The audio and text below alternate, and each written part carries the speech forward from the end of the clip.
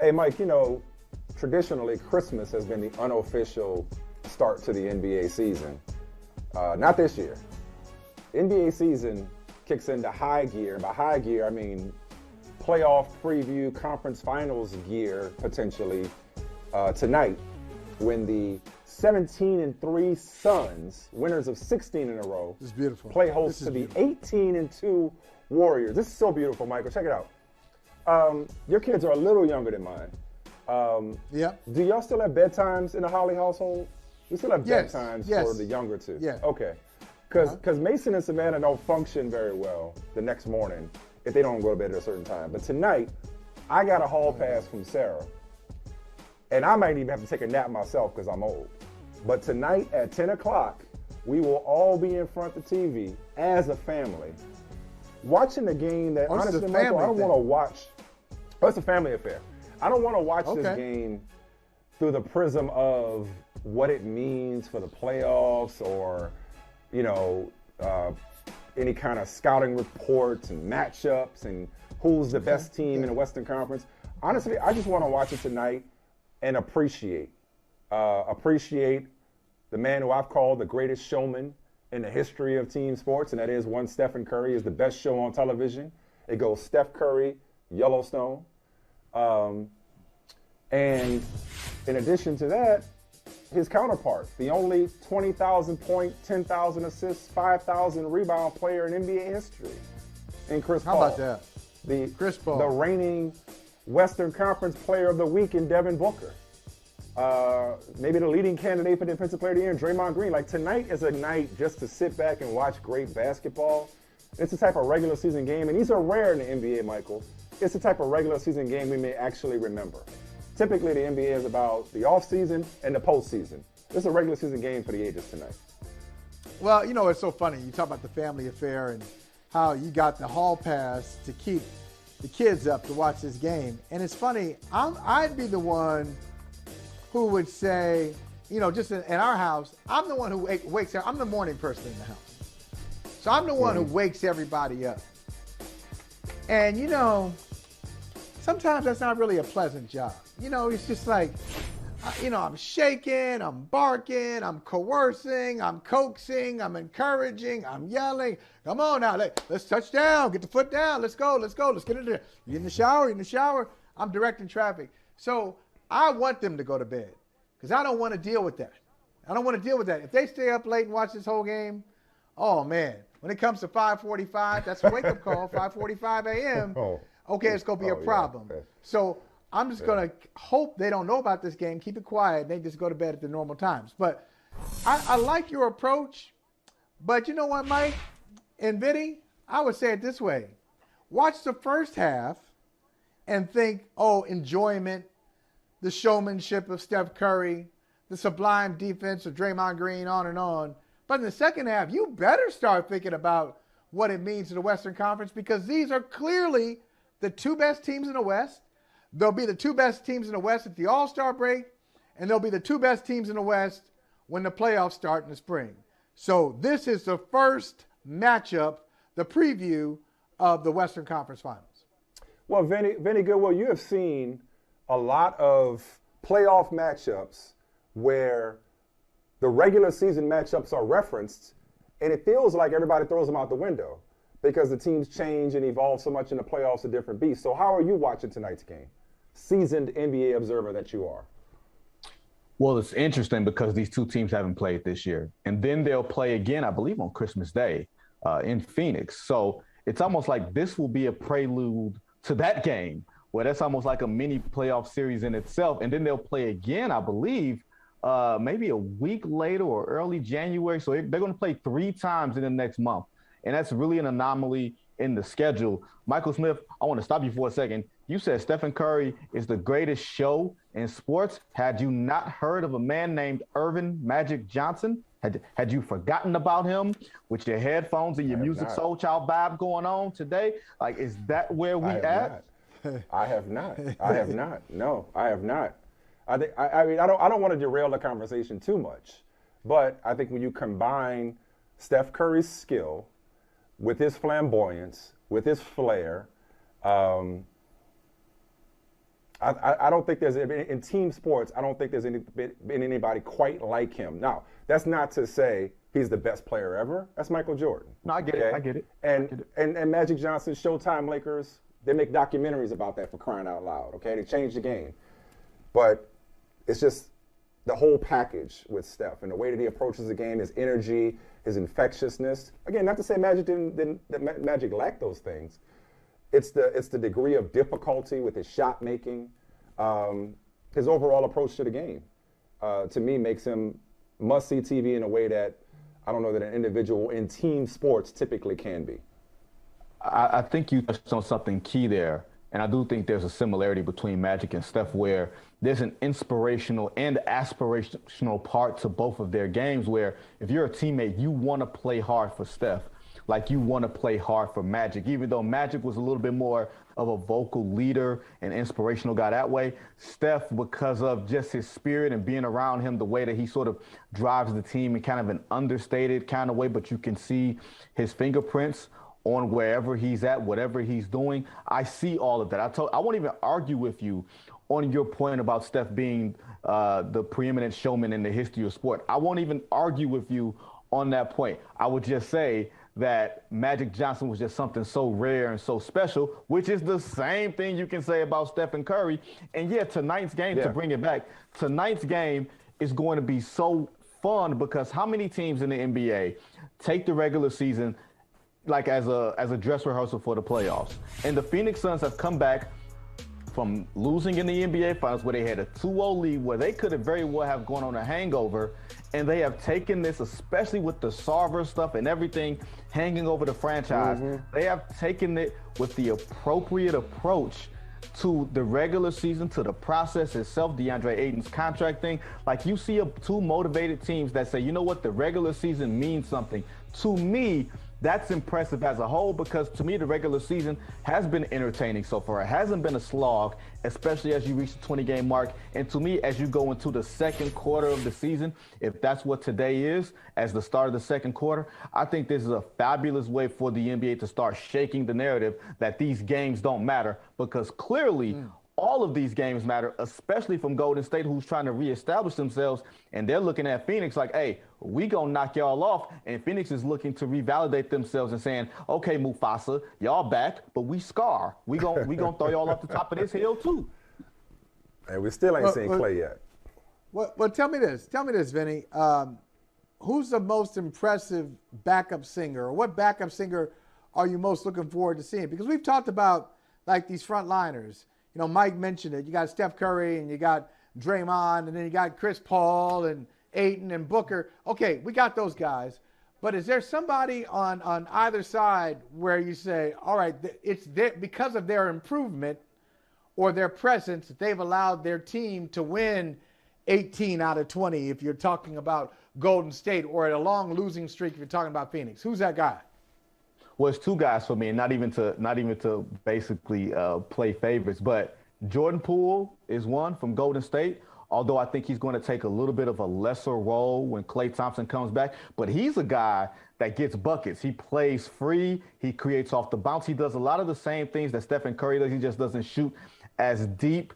And I think he's really grown as far as being a confident player. I think he's in that category of most improved. Depending on when Klay Thompson comes back, he could wind up being a sixth man. And for Phoenix, Mikal Bridges, like we start to see him come on in the playoffs last year. And I think it's so important when you see young guys take that experience and then decide to take the next step. He's a 3-and-D guy, but that's almost so limiting because you can look at him and say he can almost start on every team in the NBA except he's not an all-star. And it's hard to fit into both of those categories where you do things that are so specialized, but you fit into a team construct and you can be successful standing alone. I've liked him since he was at Villanova years ago. He's really starting to come along. His athleticism, the way he can play next to Devin Booker and Chris Paul, that's really important. And to me, the series will be won or lost if they wind up playing 6 months from now. The series will be won or lost with those type of players filling in the blanks. I think Steph will be Steph, CP will be CP. It will be not even role players or quote unquote the others, because I hate calling a grown man an other, but those type of players who come in and aren't necessarily household names, but they fill critical roles next to the headliners to amplify the headliners. I'm really anxious for tonight. I'm really curious to see how tonight plays out. Definitely going to be interesting to see how Phoenix comes out. You win 16 straight and somehow probably not getting the hype that they deserve because, oh, by the way, the Warriors are back to being the Warriors. The early game, the early national game, that is a big apple battle between the Knicks and the Nets. The other night when the Nets lost to the Suns, James Harden said something that was pretty alarming to me. Honestly, I'm trying to figure all that out right now. I'm trying to figure it out. I'm trying to figure out when to score, when to be a playmaker, when to run offense, when to do a little bit of everything.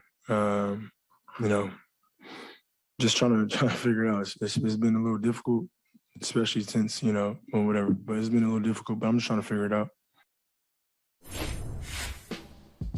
Yeah, that confused me quite a bit because, and now Joe Harris is out. But that confused me because I'm just like, well, wait, this is a former MVP. This is a guy who's been a point guard, who's been a scoring guard, who's come off the bench, albeit early in his career, who last year had to figure out how to play with Kyrie. And now, at this point in his career, having seen so much, is struggling to try to figure out how to play without Kyrie. It's almost counterintuitive. You think one less mouth to feed would make it easier for James Harden. It's just like, hey, it's running through you for the most part, with apologies to Kevin Durant. Listen, man, you know where I stand on the Nets. You know where Michael Holley stands on the Nets. They haven't beaten good teams so far this year. How worried should we be, or should I be, about the Nets' ability to beat good teams when it matters? It sounds like you're talking about Matthew Stafford. But I digress from that. I really digress. I digress. Ooh, yeah, I went there. My bad. It was just sitting out there. I couldn't help myself. You've been waiting for that. You've been sitting on that. Yeah, you've been sitting on that all year. All this Matthew Stafford hype, you were like, just wait. Just wait. Yep, I was sitting on it. No, but for James Harden, I think it's a combination of things. One, I wonder where Coach Steve Nash comes into this. The head coach, the guy who assigns roles, designates roles, and puts guys in positions to be successful. That guy who was a former point guard, two-time MVP himself. Can he help James Harden figure out this role designation? And secondly, have we considered the fact that James Harden's game may have declined before our very eyes and we didn't know it? Because of all the fraud that he was pulling off with the officials for all of those years, he clearly has not adjusted to the new way of basketball. He has not adjusted to the physicality. He has not adjusted to not being an explosive player who can either A, get to the lane or get to the line at will. He doesn't do those two things well because he's not an explosive athlete. He's not an elite shooter. So even when he gets separation, there's a problem. And for me, if you're playing with Kevin Durant, your number one thing should be, how do I make the best player his best self? Like, we think everybody else that's a quote unquote number two in any situation, regardless of the circumstances, your number one job is to amplify the best player. How James Harden is having a problem with that, considering Kevin Durant don't need much. He's kind of low maintenance. It's kind of give him the ball and get out the way. If James Harden can score 20 points a night and keep some of these other guys fed, I don't see what the problem is. I feel like he's overthinking and he's looking to the refs for bailout calls. I can relate to that. Well, we can all kind of relate to that, right? Yeah, and in fairness, a lot of people have been in and out. They're not whole, but the same could be said about a lot of teams. You're 33 years old. You're 33 years old, man. I'm not. Oh, not Harden. I mean the Nets in general. Not Harden. I meant the Nets in general. Just guys hurt in and out. When Daryl Morey calls you the greatest scorer in the history of basketball, I'm not trying to hear nothing else that you're talking about. Nothing about. I'm just not. There's a higher level of expectation that I have for you, regardless of the rule changes, because even Trae Young has adjusted. James Harden hasn't. I think we got look, superstar players have superstar expectations. Play up to it. I love what you're saying here. I love this take, Vinny.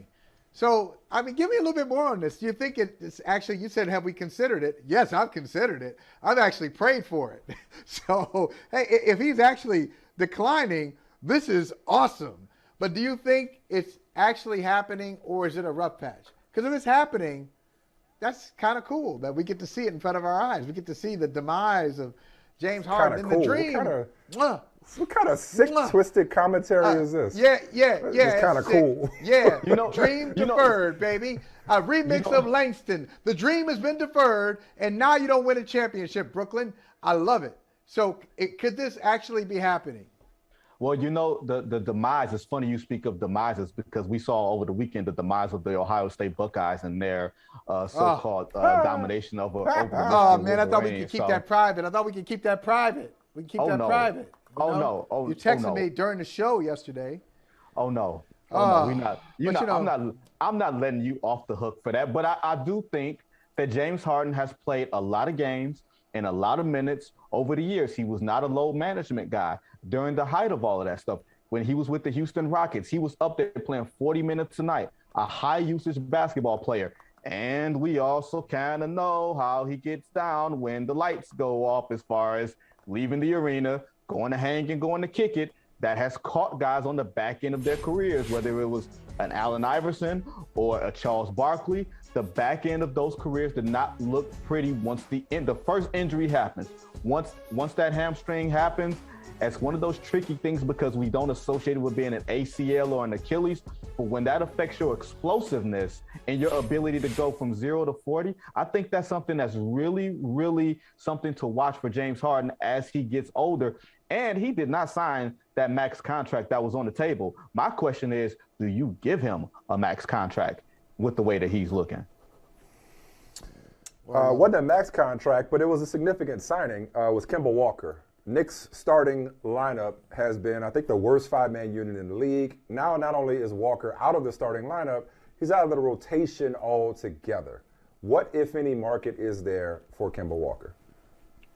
I think it was a tough situation for him to walk in because the one player that I look at more than anybody with the Knicks right now is Julius Randle. He almost looks like he's going back to the player that he was with David Fisdale, where he was pounding the ball and holding on to it, and nobody else was going to touch it. Well, if Kemba Walker's playing next to you and with you, yeah, he's going to become a better spot-up three-point shooter, which he actually is. He's shooting 41 from three, but nobody notices it because of what's happened on the defensive end and how he's not been his usual self, being able to have the ball because he doesn't have the ball. So I think it's easy to manipulate the numbers or look at the numbers and say he's cooked, which he might very well be, or the mere fact that he's probably more 5'10" than 6 feet tall. And if you lose a little bit, you lose a lot at that height. You could look at Isaiah Thomas, the 5'9" Isaiah Thomas. When he lost a little bit of that quickness, a little bit of that bounce, he wound up being out the league. Not saying that that's going to be Kemba Walker, but it's going to be hard to find a market for a player when you have health concerns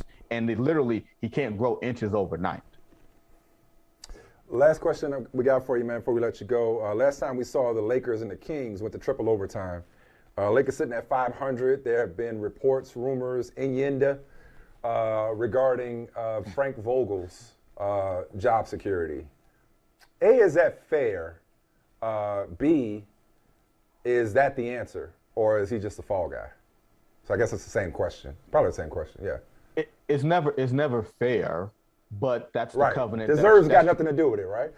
Yeah, it's the covenant. It's the covenant you make when you decide to coach the Los Angeles Lakers. You're going to get none of the credit and all of the blame. And yeah, I do think when you put this roster together, I don't know what wizard could figure out how to make all of these pieces work, especially when it looks like Anthony Davis isn't as engaged on the defensive end as he should be. Russell Westbrook is not a player that's ever been tamed. And you have LeBron James as Grandpa LeBron now. I don't know what coach Phil Jackson, Red Auerbach, I don't know who could do that and make that work. I think it's an easy thing, and you can't trade any of those three guys to make something work. They invested in these three guys and those pieces around it, and it has to work to perfection. Except you got Golden State and the Phoenix Suns running away and hiding from everybody in the Western Conference. It's such an interesting conversation. LA sports, the big market acquisitions over the past off seasons with the reputations and everything else, they have not come to fruition, have they? That's right. They have not. Another little Stafford shot out there. Huh? From Russell Westbrook to Matthew Stafford. I tried to told you. I tried to tell all of y'all that Matthew Stafford was not a victim of the Detroit Lions. I tried to tell you. Like, this is your appearance should be labeled the changing of the guard, because you talked about Grandpa LeBron, and you talked about the inevitable demise, Michael Smith, of James Harden. This is all in one appearance. This, Vinny, is a great. If you throw out your Michigan reference, if you throw out your unfortunate, we keeping that too. Michigan reference is probably once in a generation. Once in a generation, they give it to you. How'd you like that ass? Once every generation.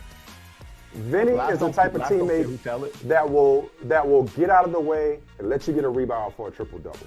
That's who Vinny is. We love you, man. We appreciate you. Appreciate y'all. Hey, thanks for watching Brother from Another on YouTube. Make sure you hit subscribe before you leave, and be sure to watch us 3 to 5 p.m. Eastern Time on Peacock. Appreciate you.